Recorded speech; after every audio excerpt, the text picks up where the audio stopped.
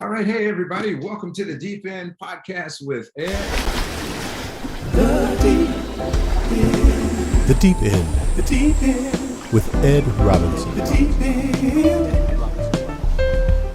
I'm Ed Robinson, and today my guest is noted award-winning author, attorney, and speaker, Pamela Samuels Young. Pamela is a proud graduate of UC Berkeley School of Law, where she obtained her JD degree. She also earned her master's in broadcasting from Northwestern University and also did her bachelor's in journalism from the University of Southern California. That's not the USC that other people know. There's another USC called the University of Southern Compton. This is the real USC. And so our theme for this episode is Dare to Be Different. So you might be out there and you might be doing the same old, and you're getting the same results and you're looking for something different. Every now and then you have to do something different. You have to change the paradigm. You got to mix things up. And my guest today is someone who dared to be different, and you're going to hear her story very shortly. But before we jump into the deep end with Ed, let me give you our lifeguard tower moment for this episode. You know, that is something that we try to get you to do for others. So what I want you to do this week is that I want you to look for a sanitation worker or a custodian, somebody who picks up your trash or custodian, and I want you to give them some type of word of encouragement. Do something nice for them. Do something kind for them because they make a difference in our society also. So Pamela, welcome to the Deep End with Ed podcast. Thank you. Thanks for having me. You're welcome. How have you been doing? Good. Just living life and cooling out and glad to be safe. Glad my family's safe. Excellent. You know, before we jump into all of your notable accomplishments, please tell us where did your story begin? That's hard. It begins in Compton, where I grew up, and that's a big part of who I am. That's, my parents who've been married for, I'm 63, so that's 5. So they've been married for 68 years. They still live in Compton. I will be, as soon as we finish this call, I'm going to go over there Sunday afternoons. I always hang out with them because they're a riot. Okay. And they look forward to it. My dad loves documentaries. So last week it was Muhammad Ali. And this week I found one on James Brown. So okay.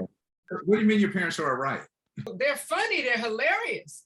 Because, they'll be 90 in January, and I'm planning to have a celebration for them. And a lot of times they forget stuff or do something. And so my daddy will say, well, your mama, she losing it. And my mother will say, your daddy, he losing it. And sometimes, and so to keep them both in track, if my mama's doing something he doesn't like, I just say, remember, Daddy, she's losing it, right? Remember. And so the last time I did that, she walked up behind me and hit me in the head. She said, I saw you do that. I'm not losing it. So that's what I mean with their riot. Well, you've done many things, but how would you describe your childhood growing up? You know what? I didn't know it, but it was pretty idyllic. You think, I grew up in Compton, and you think you go out into this really big world, and you think, wow, I'm from Compton, and I didn't have this, and I didn't have that. And you meet all kind of people who they might have had a lot more money, but they grew up in a dysfunctional family. Or I remember being in at SC and talking to a white classmate, and my parents, I left USC with no loans. And my parents, I had scholarships and grants and plus what my parents did. And I remember this person, their parents were really well off, and they were on their own for college. So we grew up with all these kind of perceptions about what is and what is not. I had a car in high school. I don't remember not wanting for anything. I remember my parents now say, I remember back in 1970, whatever, we didn't have 2 dimes to rub together. And it was tough. And I was thinking, I never realized it was tough because I always had what I needed. Now, what I remember, Pamela, when we were in high school, you had was it a Carmen Ghia? Yeah. A little Carmen Ghia. Wow, most people don't even know what it is. It's made by Volkswagen. A little bitty car. Yes. I think that was my first year of college. Or was it? It might have been high school. You know what? It might have been high school. Okay. Well, speaking of high school years, so you graduated from Compton High School. How would you describe yourself as a student at Compton High? Oh, I was very bookwormish. If you open a yearbook, I'm the one the most likely to succeed. and those kind of things. I knew education was the key. I knew that early. I was an avid reader. I remember, being in elementary school in those the book of the month club, Doubleday. I would, my mother, I could pick a book out every month to read, right? And I really thank my mother for that because it exposed me to other things in the world, right? It exposed me to a world beyond Compton. I knew there was more, and I knew education was the key to that early. So that's a great segue. So how does the notion of dare to be different played out in Pamela's life? I think that while I was often, sometimes afraid and intimidated by something, I still pushed past it. Okay. And I've always been a leader and not a follower. I've always wanted to chart my own course. And when everybody was going this way, I didn't necessarily follow. And I have a lot of people I know who were more followers than leaders. And I think that made a difference for me. I had a mind of my own. And there were some people who would tell you I have too much of mind of my own, but that's okay. Okay. I don't want to assume anything, Pamela, but who were the heavy influences in your life? I mean, well, obviously my parents, and you don't really realize that while you're growing up because they're just your parents, but they were two of the hardest working people I know. My mother was a mail carrier. My father worked for a tool making company. But, my first book was dedicated to them. And I think I wrote to my mother, who taught me the power of prayer, and my father, who taught me that hard work always pays off.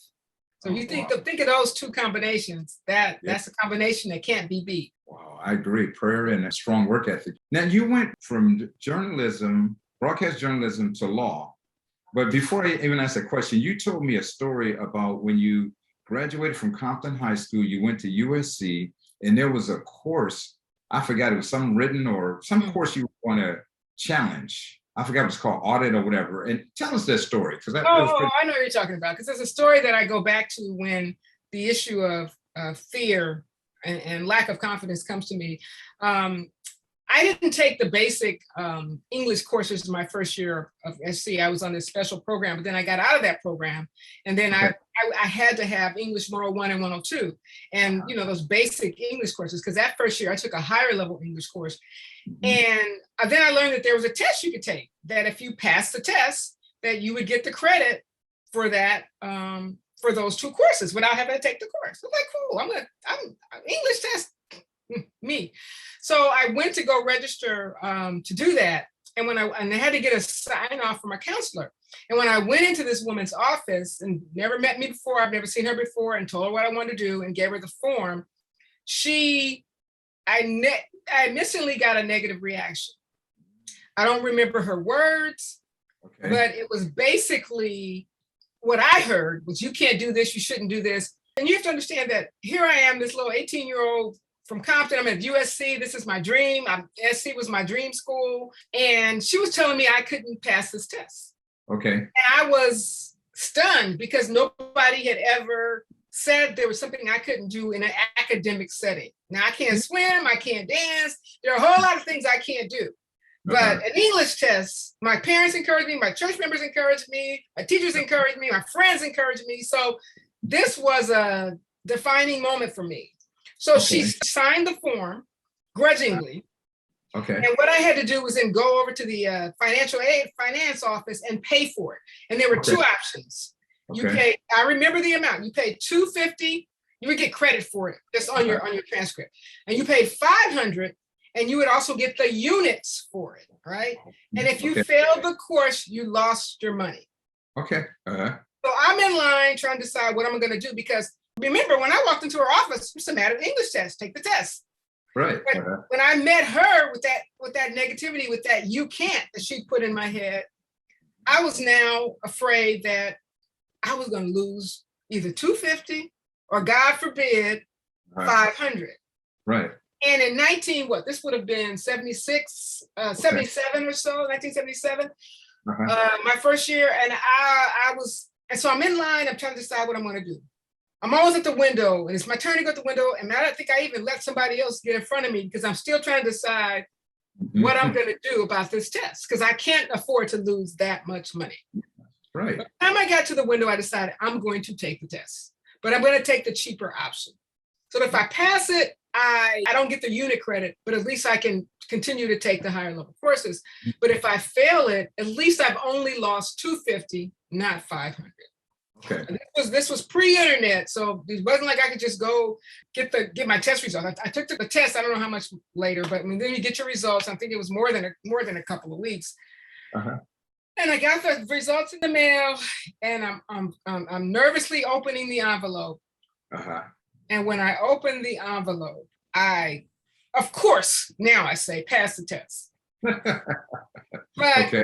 I was so angry with myself for letting this woman who didn't know me tell me I can do something and convince me in a short period of time, or put the fear of God in me that I could not do this. And I remembered that lesson going forward every time I got scared. When I was trying to get a book deal and I got rejected. When I had my first court appearance and I was nervous. When I had my first deposition and the opposing counsel was raking me over the coals and I was scared to death.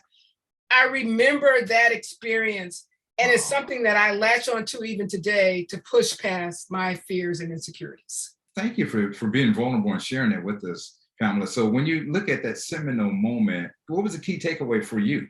Not to let anybody tell you that you can do something that you can't do, to believe in yourself. It was an English test. If it had been a calculus test, you might have been right. But an English test, I'm an avid reader. I love English. That's my subject. I'm a writer. I didn't know I was going to be a writer. It's believe in yourself when other people don't. That's the most important time for you to believe in yourself. Okay. Now, Pamela, I know your backstory. I know you way back. So you went, as I was saying earlier, you went from broadcast journalism, and then you went into law. What made you do that, if I may ask?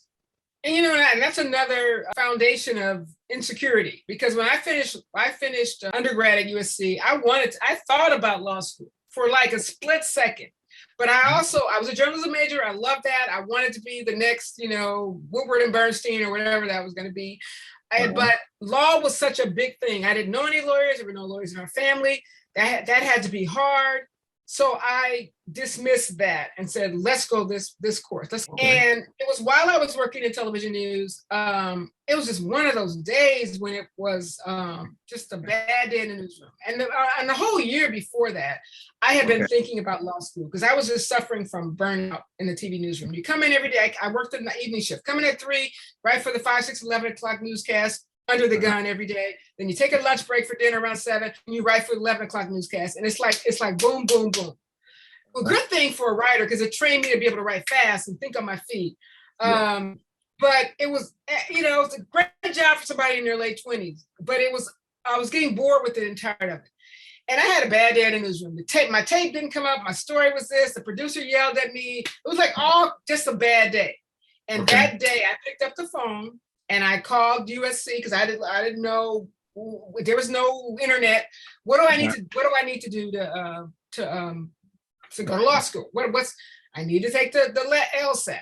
That night I went to Barnes and Noble, got me a study guide. I bought it. It was a paper, and again, nothing online. And this is how God works. It was 3 weeks before December or the last LSAT of the year, which I would have need to take to get into law school for the following year. That was 1986. So I studied like a mad woman for the next 3 weeks, every night, read the practice exams, the practice quizzes, took the LSAT, and got my scores and did okay, and ended up getting into Berkeley, University of Michigan, and many other schools. The sad part is, I think about this now, I did not at the last, because you're paying, then it was like, I guess $50 a school every time you apply. I did not apply to Harvard. Again, it was one of those, I probably won't get in, it just, one of those moments, but you end up where you're supposed to end up. Berkeley was a great place for me. I made great friends who are still my friends today. Right. And that's that story. So did you know any lawyers to, so to speak, influence, mentor, guide, lead you? I knew, that was part of the fear. The doctor, I forget, is it Kanjufu who says you have to see a doctor to be a doctor? You Okay. know, my friends whose parents are doctors or have them in their family, there's much less fear and intimidation. No, I didn't know any lawyers. I never met a lawyer before. Lawyers were this big thing. It's like this really smart people, and that wasn't me. I was just, this little bookworm. But and I still have those insecurity moments as a writer. But the one thing I will say about myself, I know how to push through them. I don't let them paralyze me completely. So Right. I always say you have to push past the fear. Okay. Yeah, you definitely have been a very highly motivated, very focused individual, very industrious and figure things out and so forth, as long as I've known you. And I know at one point you worked at a prestigious law firm like O'Melveny and Myers. I know you worked at CBS, you alluded to that earlier. And then you also worked at Toyota and was one of the managing, general counsels there. How do you feel? Managing counsel, not general counsel, but that's okay, managing counsel. Thank you. counsel. Yes. Thank you for that clarification. So how do you feel that you made a difference in the lives of either the folks you work with at those three prestigious firms and or the clients you served? That's a big ask. Hopefully I made a difference for clients by handling their cases well. Okay. It's interesting. Nobody's ever asked me how I made a difference for the people I work with. It's sort of interesting that how you think about things over time. I don't know what made me think about this, but I think people need to be exposed to people to better understand them. I was like one of the only African-American attorneys in my department at Toyota for a while. I was one of the only African-Americans in the legal department at O'Melveny for a while. And I think you think sometimes that just maybe you help people understand that you're just like them, when we don't recognize they're just like us. When you grow up as an African-American in this society, you don't always think that. I remember experience when one of my white colleagues at O'Melveny came to me and she wanted to give me this card that she had bought for her mother. I think was it a Mother's Day card or a birthday card? But apparently when she bought it, she didn't recognize that there was a Black woman on the card, greeting card. And she said, "Oh, I didn't realize that you can use this." Uh-huh. And for me, it was a moment of, when she left, I was like, you realize that for most of my life, by that point, I couldn't get a card with a Black person on it. Exactly. Or right. to give to my mother on Mother's Day. Right. Uh-huh. And that was a teaching moment that I could have had for her to discuss that issue. Right. Because I don't think that it's like, oh, well, obviously she couldn't give her mother a card with a Black woman on it. But I spent most of my life giving my mother Mother's Day cards with white women on it. And as we this time we're in now with this whole Black Lives Matter and this racial people are recognizing what Black people have gone through. It's a moment, because even growing up, we don't realize how, I don't feel like I realize how heavy the burden is and how amazing we are to have survived under the circumstances that we have survived. Yes. We don't give ourselves enough credit for that. And it's like when I see discussions about, well, whether racism is systemic, and it's like people are like, oh no, it's like I want my head to explode. Exactly. And slowly I think white Americans, many white Americans are beginning to understand. When I wrote my latest book, Failure to Protect, has a scene in it where the main character is accosted by police. And I did a Zoom book club with a white book club. And one of the women was like, "Oh my God, did you write this after George Floyd?" She was acting as if I was clairvoyant because I wrote a scene about the police harassing a Black man for nothing. And afterwards I reflected on that discussion, because I was like, it was almost hurtful for me, because it was like, here's a smart, caring white woman. They don't get our experience. They just don't get it. I wasn't clairvoyant for writing that. That's what Black men go through every day of their lives. Well stated. Now, you've been called the John Grisham of writing with a sister's twist. And so when I think about that, what led you to write legal fiction genre? I have to say that John Grisham basically played a role in it. When I was working at O'Melveny, my release was reading, and I love reading legal thrillers, and I loved John Grisham. And I would close book after book, and I would never see anybody in that book who looked like me. If there was a Black character, it was probably somebody, like in A Time to Kill, a man being accused of a crime, right? It was certainly never a Black attorney at that point. Right. And at one point, I just said to myself, I'm going to write a legal thriller. It's going to have somebody who looks like me. So Bernetta Henderson grew up in Compton, and she's an attorney at a large corporate law firm. Right. So really, and I remember that I was still a young associate. I remember that morning getting up at 4:00 a.m. to write my first book. It was based on a case that I'd had, sexual harassment case that I was handling. And when I sat down and started putting that pen to paper, within seconds, I knew I had discovered my passion, because nothing else can explain my willingness to get up at 4:00 in the morning, to write before work, after work, weekends, and train and airports and hotels. I volunteered for an out-of-town assignment in DC just so I could be away from everybody and have time to write. So I guess in part, John Grisham is I owe him a little credit for my writing career. Okay. And speaking of your works, I know you have several books, several award-winning books I want to add. There's two of them that I want to call out for a moment. One I have with me here is Anybody's Daughter, which focuses on human sex trafficking. And then the other one is Abuse of Discretion, which dealt with sexting. Can you give us kind of like a brief synopsis of those two? Where were you going with it? Anybody's Daughter is about a young girl who thinks she's meeting another boy on Facebook and ends up being pulled into child sex trafficking. And I decided to write about this book. I think the idea for it came to me around 2012, when I was talking to a friend who said that the gangs were no longer that interested in drugs, and they were more interested in trafficking children.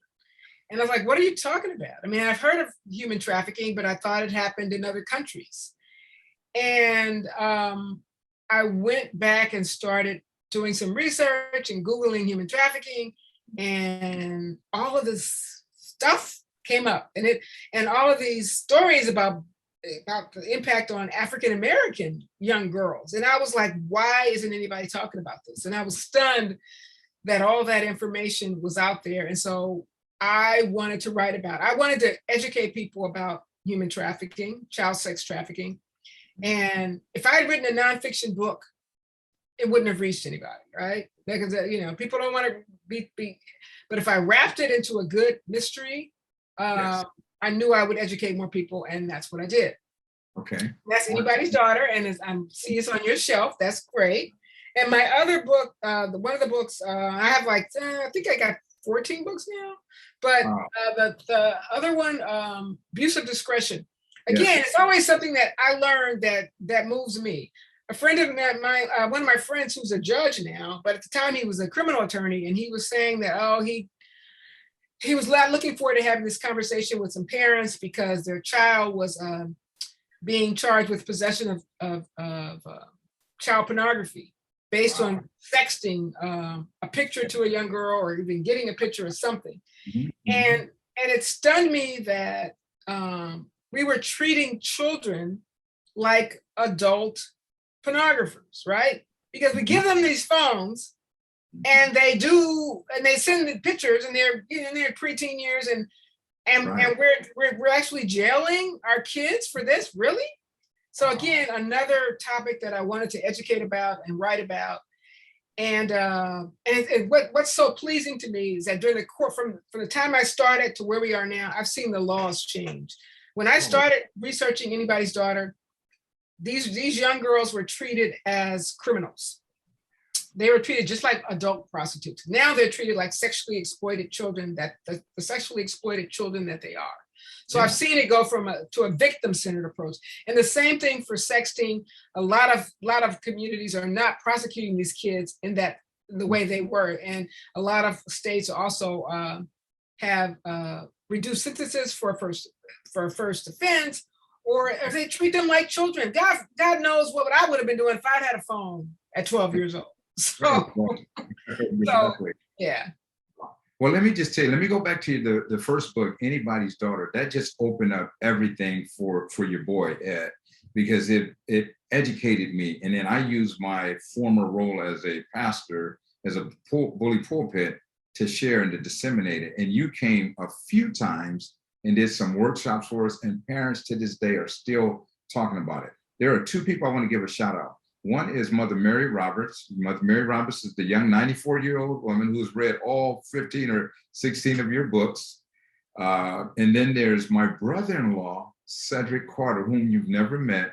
He's read Anybody's Daughter twice.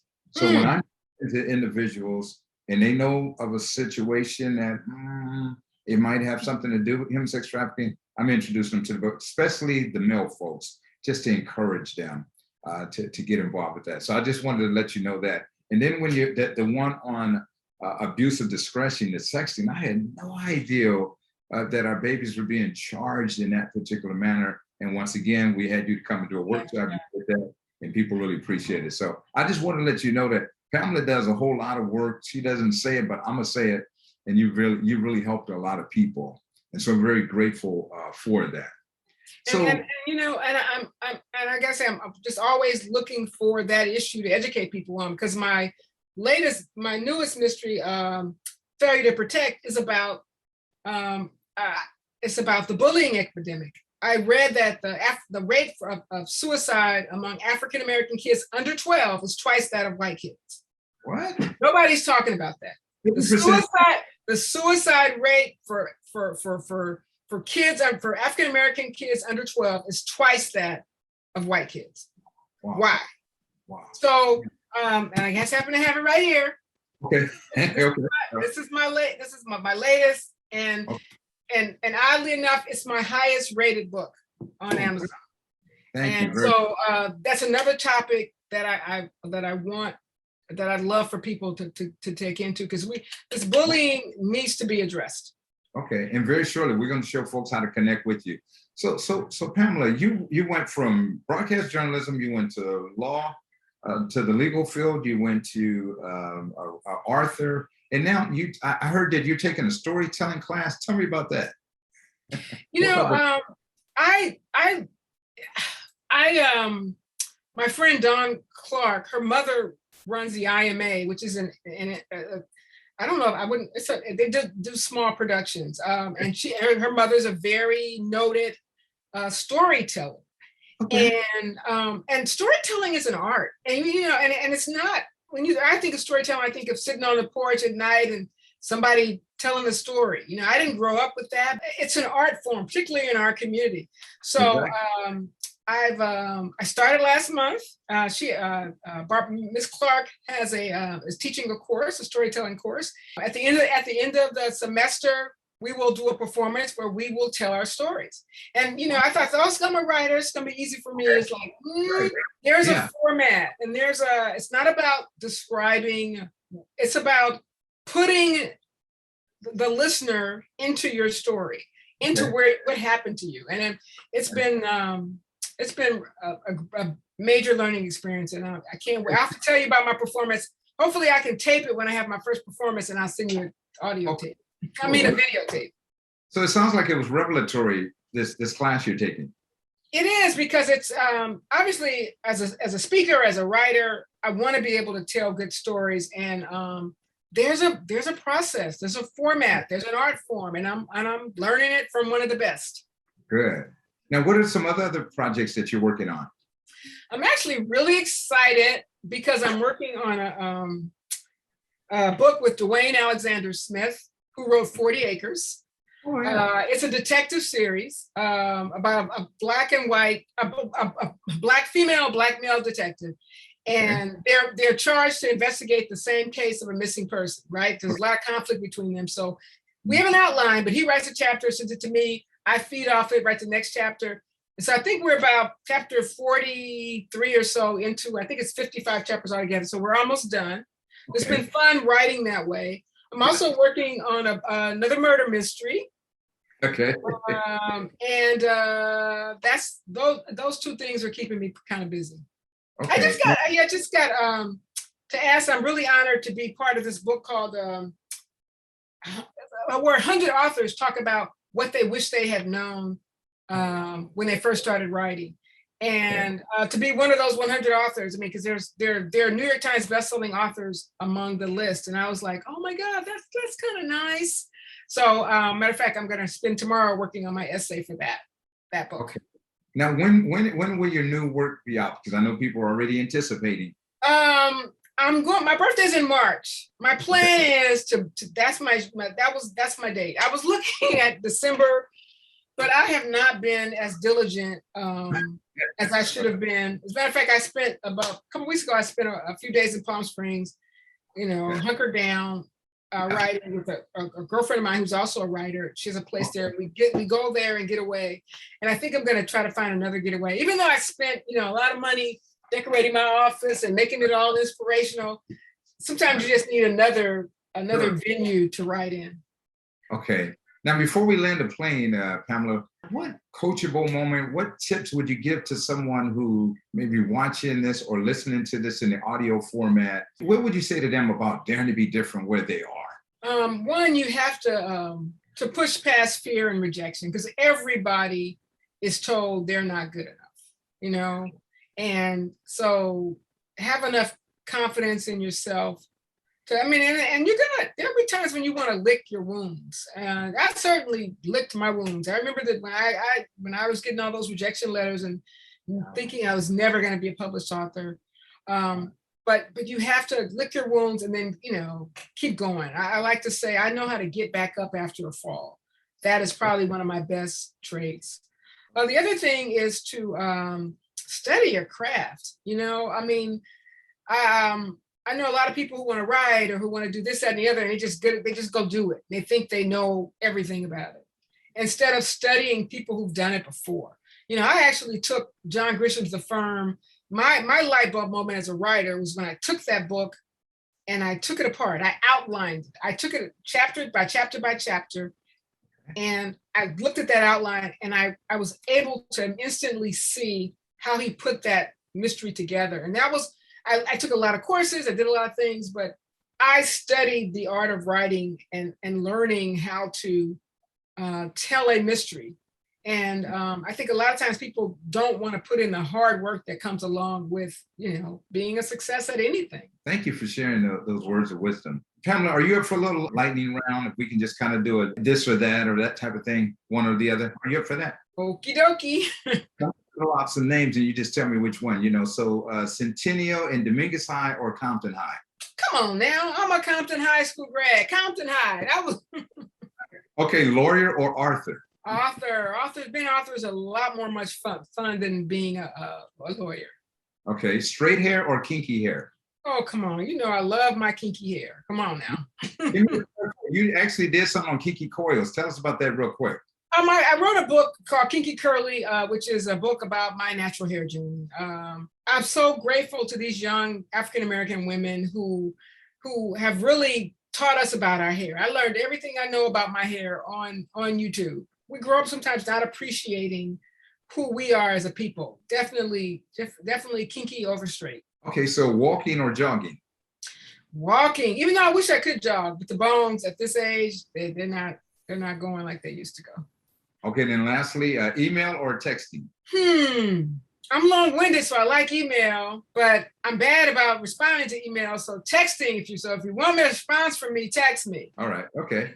So speaking of response, if people want to get in contact with you, how do they reach you? Visit my website at PamelaSamuelsYoung.com. There's a box there. You can email me via my website. So again, that's my name.com, PamelaSamuelsYoung.com.